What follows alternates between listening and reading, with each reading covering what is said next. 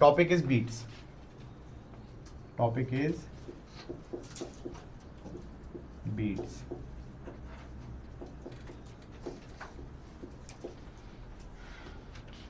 Beats कब होती हैं? Same direction, same direction, same amplitude,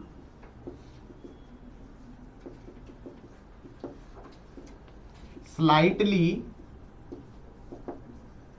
different frequency.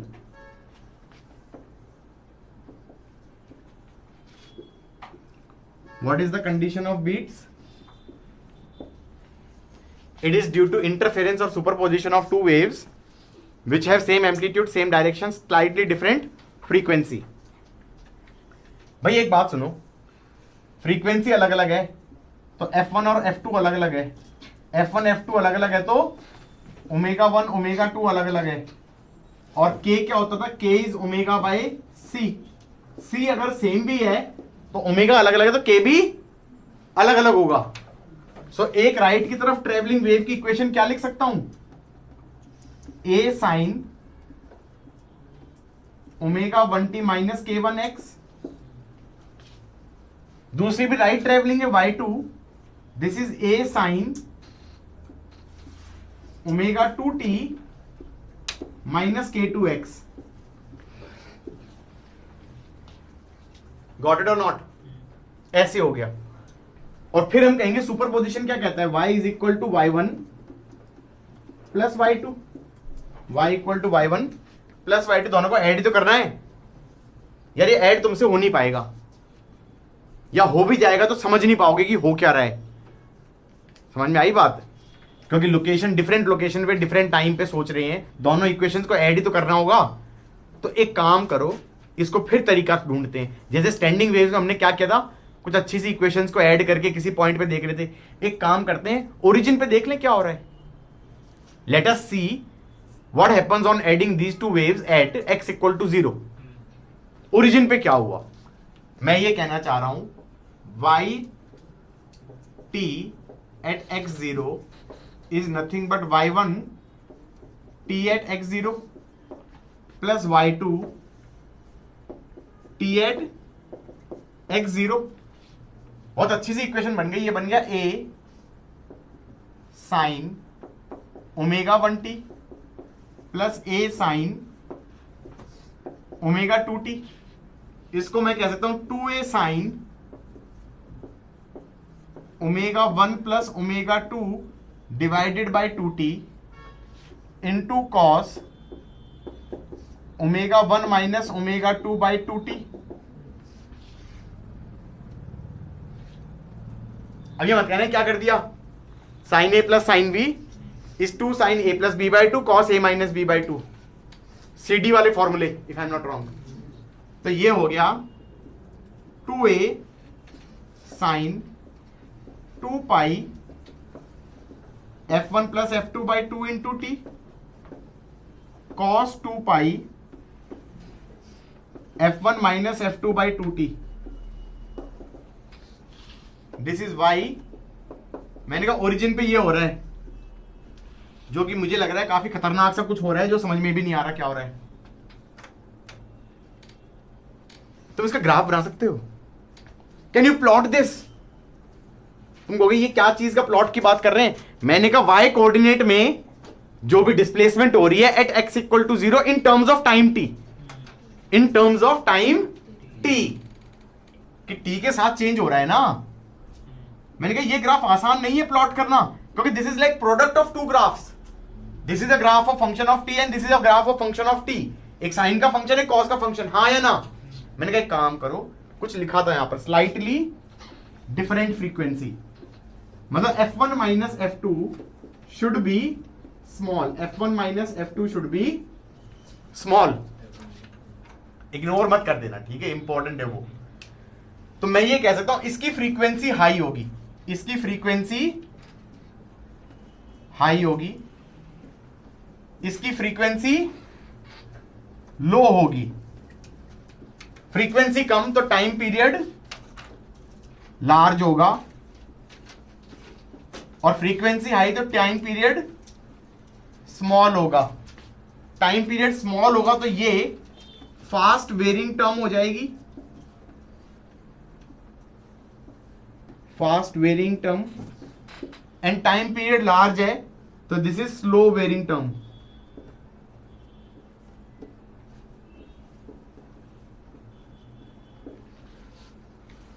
Is that fine? कुछ नहीं समझ में आ रहा? एक काम करते हैं, इसको ऐसे लिख दो 2a cos 2 pi f1 minus f2 by 2t sine 2 pi f1 plus f2 by 2t। क्या मैं ये कह सकता हूं, ये पूरी टर्म को एक साथ रख दिया तो this is a slow term, और इस टर्म को अलग रख दिया, this is a fast term. Is that fine? अच्छा, साइन अगर कभी होता साइन के एक्स, इसका पीरियड कितना होता है 2 पाई बाई के, सही है। सो अगर मैं कहूं कि ये जो टर्म है इसका पीरियड कितना है 2 पाई divided by 2 pi f1 minus f2 by 2, that is 2 upon f1 minus f2। This is period of slow term. And what is period of fast term? Period of fast term is 2 upon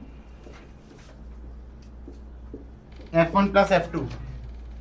Okay, that will be 2 pi divided by whole thing। सही है कि नहीं है? पक्का?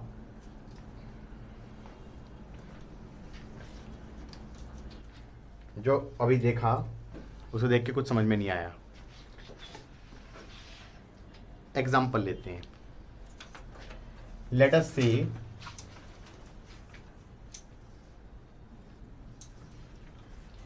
एक wave है जिसकी frequency है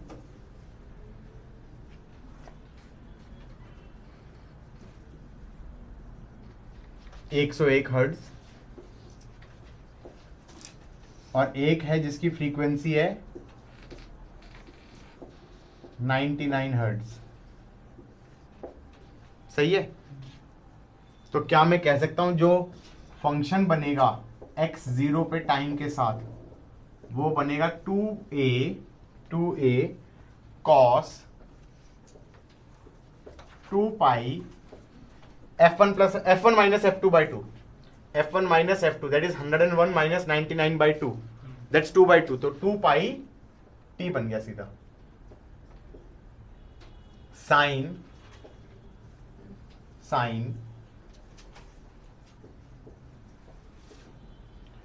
2 pi f1 plus f2 by 2, that's going to be 200 by 2, तो 2 पाई 100t। सही है? इसका पीरियड होगा 1 सेकेंड और इसका पीरियड होगा 0.01 सेकेंड। एम आई राइट? अब सही है? अब हमें इसका ग्राफ बनाना है। भाई ये ग्राफ तुम्हारी औकात के बाहर है आज की डेट में, समझ में आई बात? लेकिन हम बनाएंगे, हम कहेंगे दो अलग अलग ग्राफ बना दो, एक ग्राफ बना दो इसका और एक ग्राफ बना दो इसका। सही है? cos x का ग्राफ पता है हमें, sin x का ग्राफ पता है, एम आई राइट? तो ये लिया हमने एक्सिस ऐसे, ये ग्राफ बनाया मैंने 2a cos 2 pi t का, 2a cos 2 pi t का। अब cos का ग्राफ कैसा बनेगा? ऐसे बनेगा ना? Is that fine?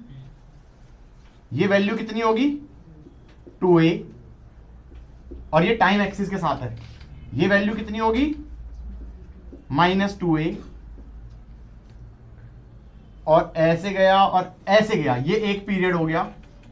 ये एक पीरियड कितना होगा 1 सेकेंड, ये एक पीरियड कितना होगा 1 सेकेंड, एम आई राइट? अब दूसरा ग्राफ बनाओ टाइम के साथ, किसका? साइन 2 पाई 100t का, साइन 2 पाई 100t का। एम्पलीट्यूड तो क्या हो गया 1, और साइन का ग्राफ कैसा होगा? ऐसे। तुम कहोगे ये आपने ऐसे क्यों बना दिया, 1 और -1 के बीच में तो ठीक है, लेकिन मैंने कहा जो ये टाइम होगा ये होगा 0.01 सेकेंड। इसका मतलब ये जो ग्राफ है ये बहुत पिचका हुआ है, पिचका हुआ है, क्योंकि इस 1 सेकंड के अंदर तो 100 बार ऑसिलेशन हो जाने चाहिए। अभी भी मैंने सही नहीं बनाया है, ये और पिचका हुआ होगा। ये जानते हो कैसे पिचका होगा? ये शायद इस टाइप से पिचका होगा। दैट मेक सेंस और नॉट? क्योंकि 100 बार ऑसिलेशन कराने थे 1 सेकंड में। Got it? अब ये ग्राफ है, ये चलता जा रहा है यहां तक। अपने मन से ना ऐसे मान लेना कि ये क्या हुआ है, 100 बार हो गया है। अब तुम्हें इस ग्राफ का और इस ग्राफ का प्रोडक्ट चाहिए। मैंने कहा सोचते भाई, जब ये था 0, जब ये था 0, ये था 2a, 0 और 2a का प्रोडक्ट क्या होता है? 0। जब ये था कुछ, उस टाइम पे ये 2a से थोड़ा सा कम हो गया होगा, क्योंकि तुम ये वाला पॉइंट यहां पर कहीं है ना, हालांकि और पिचका हुआ होगा, लेकिन मैंने कहा ऐसे सोचो। तो जब ये 1 तक गया तो इन वैल्यूज पे ये क्या करता जा रहा है, इन वैल्यूज से मल्टीप्लाई करता जा रहा हूं। तो 0 पे तो 0 था, और जब ये 1 पे जाना चाहिए था तो 1 की जगह कहां चला जाएगा, 1 इंटू ये जो वैल्यू थी यहां तक, ये वैल्यू है मान लो 1.98a, तो ये एक्चुअली कहां तक जाएगा, ये ऐसे जाएगा प्रोडक्ट ले लेके। समझ में आई बात या नहीं आई? कि this will go till this graph, then इन वैल्यूज को प्रोडक्ट लेते जाओगे, किसके साथ? इस वैल्यू का प्रोडक्ट इसके साथ, फिर इसी टाइम पे यहां पर पहुंचा तो इसके साथ, फिर ये 0 हो जाएगा तो ये कुछ वैल्यू होगी तो 0 ही हो जाएगा। तो जब ये वाला पॉइंट है तो ये ऐसे आ जाएगा। अब जब ये यहां पर ये वाला पॉइंट है तो यहां पर -1 हुआ, और -1 की जगह क्या जाएगा, ये जो वैल्यू थी यहां तक जाएगा, क्योंकि ये वैल्यू होगी मान लो 1.9a, तो 1.9a इंटू -1 कितना हो जाएगा, -1.9a। तो एक नया ट्रिक सोचते हैं, इस ग्राफ की रिफ्लेक्शन बना दो। बना दी? तो जो ये ऑसिलेशंस हैं ये इन रिफ्लेक्शंस के बीच बीच में जानी चाहिए, तो ये ऐसे हो जाना चाहिए। समझ में आ रहा है नहीं आ रहा है? ऐसे कि भैया -1 नहीं गया, ये -1 नहीं गया, ये इस ग्राफ तक गया, फिर ये +1 नहीं गया, इस टाइम पे जो ये ग्राफ था यहां तक गया। अब मैंने अच्छा नहीं बनाया हुआ था, क्योंकि this will be more like कि ये 100 टाइम्स हो रहा है, तो this will be more like कि और पिचका दो इसे, ये ऐसा नहीं हो जाएगा।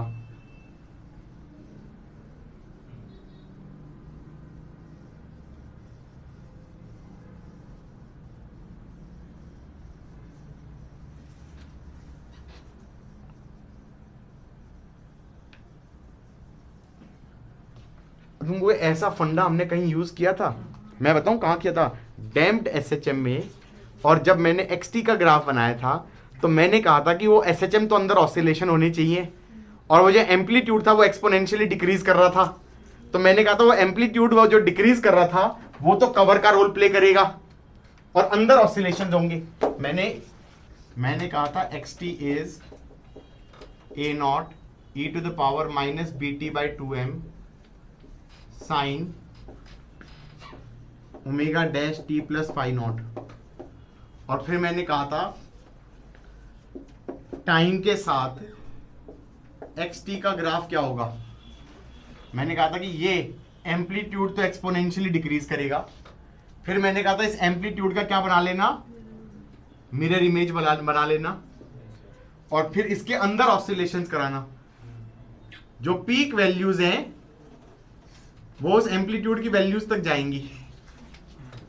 सही है, बात वही हो गई। अब मैं ये कहूंगा इंटेंसिटी जो होती है वो प्रोपोर्शनल टू एम्पलीट्यूड स्क्वायर होती है। क्या होती है?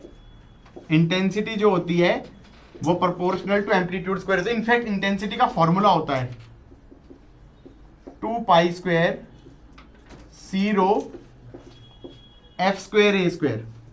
खतरनाक formula. Intensity is 2 pi square C rho F square A square. C हो गया स्पीड ऑफ वेव, रो हो गया डेंसिटी ऑफ मीडियम, एफ हो गया फ्रीक्वेंसी, ए हो गया एम्पलीट्यूड। तो इसका मतलब, और इंटेंसिटी क्या होता था? एनर्जी पर सेकेंड पर यूनिट एरिया। एनर्जी पर सेकेंड पर unit area. We talked about that in properties of matter. Point source की इंटेंसिटी क्या होती है? Power upon 4 pi R square. Linear source की इंटेंसिटी आर पे होती है power upon 2 pi R L. और प्लेनर सोर्स की इंटेंसिटी कांस्टेंट रहती है। ये कराया था कहीं, याद आ रहा है? अब मैं कह रहा हूं कि इसका मतलब, गाइस सब बोर्ड की तरफ देखो, अभी कहीं बीट्स का फंडा समझ में नहीं आया है, अब आएगा। ये टाइम के साथ ग्राफ है। कहां पर? x इक्वल टू 0 पे। ओरिजिन पे बैठे हैं, ओरिजिन पे बैठे हैं और टाइम के साथ ये देख रहे हैं कि ग्राफ में क्या हो रहा है, टाइम के साथ क्या हो रहा है, टाइम के साथ क्या हो रहा है। लोकेशन मेरी चेंज नहीं हुई है, दो स्लाइटली डिफरेंट फ्रीक्वेंसी की वेव्स आ रही थी और मैं ओरिजिन पे बैठ के सुन रहा हूं। तो मैं कहूंगा t0 पे बड़े बड़े एम्पलीट्यूड आ रहे हैं, कुछ देर बाद एम्पलीट्यूड छोटे छोटे हो जाएंगे, फिर एम्पलीट्यूड बड़े बड़े हो जाएंगे, फिर एम्पलीट्यूड छोटे छोटे हो जाएंगे, फिर एम्पलीट्यूड बड़े बड़े हो जाएंगे, फिर छोटे छोटे हो जाएंगे। जब एम्पलीट्यूड बड़े बड़े होंगे तो ज्यादा एनर्जी पर सेकंड पर यूनिट एरिया आएगी, तो मुझे एक लाउड साउंड आएगी। क्या आएगी? धम। और ये हो गई वीक साउंड। धम धम। बीट्स धम धम धम। इसका मतलब how do they create beats? Two slightly different frequency की वेव्स सेम डायरेक्शन में चलती हुई आए, तो धम धम धम धम ऐसा कुछ आ रहा है। तो this is your loud sound, this is your weak sound, this is your loud sound, this is your weak sound and again this is your loud sound. अब ये बताओ, सुनो मेरी बात, ये 1 सेकेंड क्या चीज थी? ये 1 सेकेंड, 1 सेकेंड क्या चीज थी? 1 सेकेंड था स्लो वेरिंग टर्म का time period. Is it fine? Slow varying term का time period was 1 second. So general case में क्या हो जाएगा? 2 अपॉन f1 माइनस f2। सो ये जो टाइम है ये कौन सा हो गया? 2 अपॉन f1 माइनस f2। हाँ या ना? और जो ये टाइम है इसमें कितनी बीट्स आई? What do you mean by beats? Time interval between beat period. What do you mean by beat period? Beat period मतलब time interval between 2 loud sounds और 2 कंसेक्यूटिव वीक साउंड्स। सो क्या मैं कह सकता हूं इसमें 2 बीट आ गई? क्योंकि एक लाउड और एक लाउड, ये हो गया 1 बीट और ये हो गया 1 बीट। हाँ या ना? बात समझ में आई या नहीं आई? सो क्या मैं कह सकता हूं beat period would be half of 2 upon f1 minus f2। Is that fine? How do you find beat period? हम ये कह सकते हैं स्लो वेरिंग टर्म का जो टाइम था, फास्ट वाले से तो फर्क ही नहीं पड़ रहा क्योंकि फास्ट वाला तो ये ऑसिलेशन करा रहा है, स्लो वाला जो था वो बता रहा है कितना ऊपर तक जा रहे हैं। कौन सी टर्म बता रही है? स्लो वेरिंग टर्म बता रही है। फास्ट वेरिंग टर्म तो बता रही है अंदर के ऑसिलेशंस, स्लो वाला बता रहा है एम्पलीट्यूड। समझ में आई बात है नहीं आई? एम्पलीट्यूड कौन डिटरमाइन कर रहा है? टेक्निकली स्लो वाला टर्म। यही यहां पे भी हो रहा था कि जो स्लो टर्म है वही डिटरमाइन कर रहा है तुम्हारा amplitudes. Is it fine? Got it? So हम ये कह रहे हैं कि यहां पर स्लो वाले का जो पीरियड था उसका आधा time period is the beat period. Slow वाला था उसका आधा time period is beat period. So this is your beat period. Is that fine और नॉट? और बीट पीरियड हमारा कितना हुआ? जो स्लो वाले का आधा, स्लो वाले का था 2/f1 माइनस f2, तो उसका आधा कितना हो गया 1/f1 माइनस f2, और बीट पीरियड ये हो गया, तो बीट फ्रीक्वेंसी कितना हो गया, बीट फ्रीक्वेंसी हो गया 1 beat period. So can I say that is f1 minus f2. सो अगर कल कोई कहे 101 हर्ट्ज था 99 हर्ट्ज था, तो बीट फ्रीक्वेंसी कितना हो गया 2 हर्ट्ज. बीट फ्रीक्वेंसी कितना हो गया 2 hertz, f1 minus f2. So I am hearing 2 beats per second. Beat period is 1/2 second. Beat period is 1/2 second. एक सेकेंड में 2 बीट्स तक तक डम डम डम डम. समझ में आ रहा है नहीं आ रहा है? नहीं, ऐसे कहां होती है. अबे वो डिस्को वाली बीट्स ही है ये. समझ में आ रही है बात? No idea. अच्छा, एक और भी प्रॉब्लम है. अगर तुम ज्यादा बीट फ्रीक्वेंसी बढ़ाओगे तो बीट पीरियड कम होता जाएगा. बीट पीरियड कम होता जाएगा. कि तुमने कह दिया भाई ये कर देते हैं 105 और दूसरा कर देते हैं 99, तो कितना हो गया बीट फ्रीक्वेंसी 6 हर्ट्ज. फिर इसको 106 कर दिया 7 हर्ट्ज, 107 कर दिया 8 हर्ट्ज, तो एक सेकंड में 8 बीट. समझ में आ रहा है नहीं आ रहा है? प्रॉब्लम है, एक लिमिट के बाद तुम्हें बीट सुनाई देनी बंद हो जाएंगी. क्यों बंद हो जाएंगी? क्योंकि there is something called edge, तुम्हें सुनाई कैसे देता है. अभी बायो वालों वाली बात हो गई. बायो वालों में, बायो में पढ़ा होगा, ये ईयर ड्रम है और यहां पर एक थोड़ा सा बना देते हैं. ये ईयर ड्रम पे आके टकराता है, हाँ या ना? तो मतलब ऐसे सोचो कि मतलब ये जो होता है नहीं, जैसे ऑर्केस्ट्रा में होता है वो एक टांग देते हैं ठन, तो ऐसे हमारा ईयर ड्रम है. तो थोड़ी देर तक वो बजता रहता है, थोड़ी देर तक वो बजता रहता है. तो कितनी देर तक वो बजता रहता है? वो 0.1 सेकेंड, रफली 0.1 सेकेंड. उसका कुछ वर्ड भी होता है, परसिस्टेंस, परसिस्टेंस बोलते हैं ना, होता है persistence of eardrum. Persistence of eardrum is around 0.1 second. Persistence of eardrum is around 0.1 second. क्या वर्ड था? persistence. इसका मतलब है 0.1 सेकेंड तक तो वो झनझनाता ही रहेगा. तो उससे पहले ही अगर दूसरी बीट आ गई तो तुम्हें सुनाई नहीं देगी, क्योंकि बजना तो बंद हो. समझ में आ रहा है नहीं आ रहा है? तो टाइम पीरियड 0.1 सेकेंड से कम नहीं हो सकता. 0.1 सेकेंड पे फ्रीक्वेंसी कितनी है 10 हर्ट्ज. तो 10 हर्ट्ज से ज्यादा तुम्हें बीट सुनाई देंगी नहीं. 10 बीट्स पर सेकेंड से ज्यादा की बीट्स अगर आई तो उनका टाइम पीरियड और छोटा हो जाएगा, बीट पीरियड, तो तुम्हें सुनाई ही नहीं देगा. तो humans can not enjoy. In fact 10 भी मैंने रफ बोला है. आई थिंक बुक्स के अंदर 0 से 8 हर्ट्ज लिखा होगा कि human ear can hear around 0 से 8 beats per second. It cannot hear more than 8 beats or something. रफली मैंने बोल दिया 10 कि 10 बीट से ज्यादा इंसान एंजॉय नहीं कर सकता, क्योंकि उसको फिर वो क्या सुनाई देगा, लाउड साउंड. क्योंकि कान तो बजना बंद हुआ ही नहीं, वो कान तो कंटिन्यूअसली बजे पड़ा है. एक बार वो ड्रम बज गया और ढम, वो शांत होएगा तो पता चलेगा दूसरी बीट आई है, और वो बजे ही पड़ा है. समझ में आई बातें? नहीं आई? ओए पक्का ना? Dogs might enjoy. डॉग्स का हो सकता है कि भाई उनका ऐसा हो कि परसिस्टेंस और छोटा टाइम पीरियड हो, तो मतलब ऐसा जो हमें लाउड नॉइज सुनाई दे रहा है, कुत्ते कह रहे वाओ व्हाट अ बीट.